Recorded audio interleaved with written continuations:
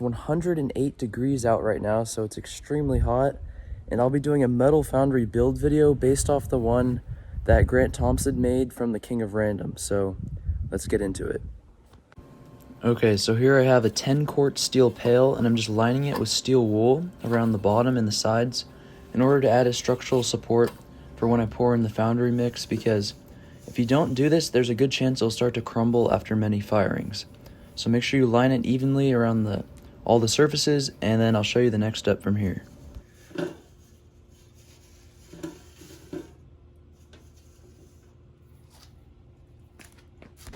Okay, so the first part to make the refractory mix is plaster of Paris. I have a 2.5 quart bucket here. I'll be filling it up twice, so that'll be 5 quarts of loose plaster of Paris. Don't compact it down because that'll get you a little bit more than 5 quarts. So just pour it in directly into the bucket and then put that into your big bucket for mixing.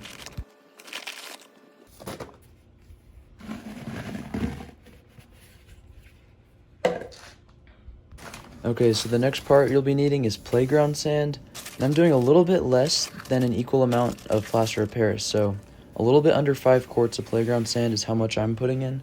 You'll see in the next bucket load it doesn't quite go to the fill line, so a little bit less, and that seems to work pretty well.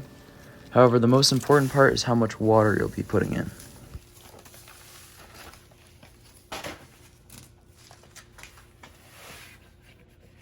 Okay, so once you have your sand and plaster of Paris in the large mixing bucket, it's time to add the water.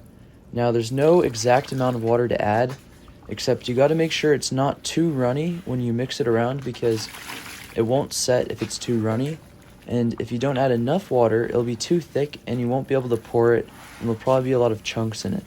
So you got to get that nice in between where it's just runny enough that it can pour and just thick enough where it could still set.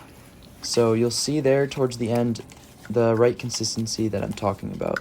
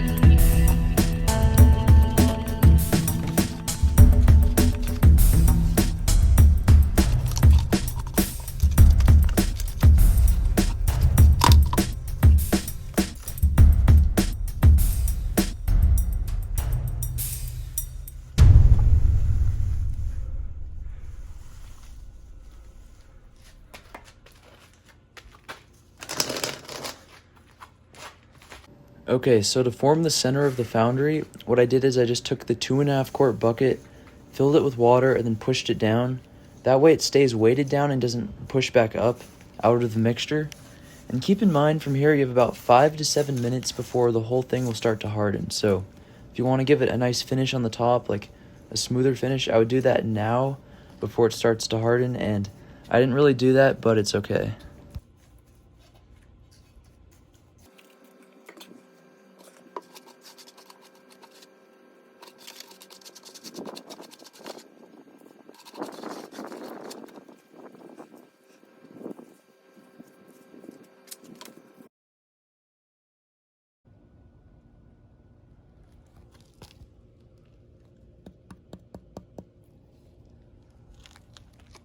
Okay, so while your mixture is setting and further drying, which you should give it at least an hour before you start working with it, it's a good time to make your air supply tube. You'll need 3 different pieces for this, the first of which is a 1-inch by 12-inch steel pipe with screw threads on each end. The second piece is a PVC coupling which has a screw adapter on one end and a slip adapter on the other side, so you can screw it in onto the steel pipe.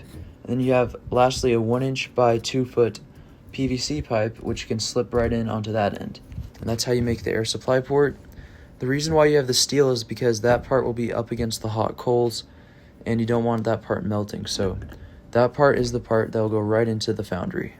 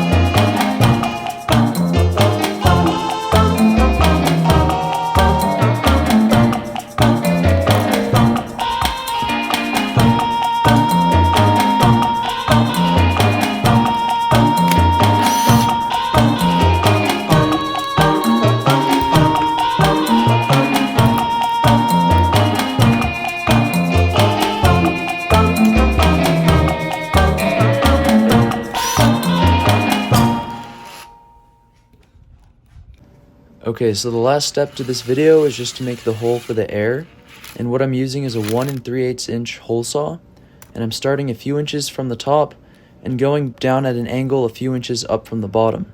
It's a little bit difficult to do with all the steel wool, but if you kind of scoop out some of the extra material, drill, and then scoop out and repeat, it's not too bad.